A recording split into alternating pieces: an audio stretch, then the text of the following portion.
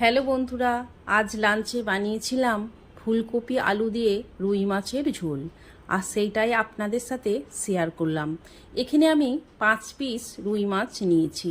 মাছটা পরিষ্কার করে ধুয়ে নুন আর হলুদ একটু সর্ষের তেল মাখিয়ে রেখে দিয়েছিলাম।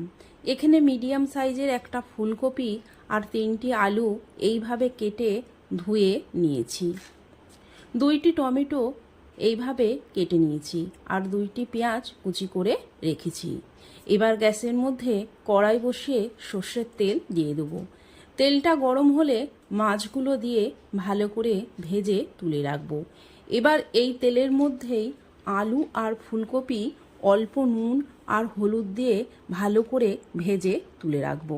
এদিকে একটা মশলা বানাবো, তার জন্য গোটা জিরে 1.5 চামচ মতো নিয়ে শুকনো খোলায় হালকা করে ভেজে নেব।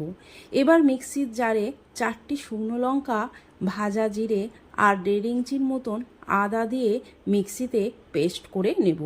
টমেটোটাও পেস্ট করে রাখবো।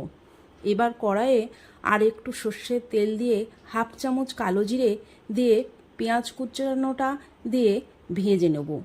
এবার আদা, লঙ্কা, জিরে যে পেস্টটা করে রেখেছিলাম সেটা দিয়ে হলুদ গুঁড়ো, কাশ্মীরি লঙ্কা গুঁড়ো আর স্বাদ মতো নুন, একটু জল দিয়ে সব মশলাটা ভালো করে কষিয়ে নেব।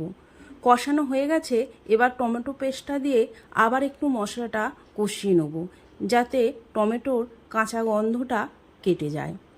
কষানো হয়ে গেছে, এবার ফুলকপি আর আলু ভাজাটা দিয়ে একটু কষিয়ে পরিমাণ মতন জল দিয়ে চাপা দিয়ে দেব 10 থেকে 12 মিনিটের মতন। এখানে গ্যাসটা লো টু মিডিয়ামে রাখবো। 10 থেকে 12 মিনিট পর চাপা খুলে মাছগুলো দিয়ে আর একটু ফুটিয়ে নামিয়ে দেব। হয়ে গেল ফুলকপি আলু দিয়ে মাছের ঝোল।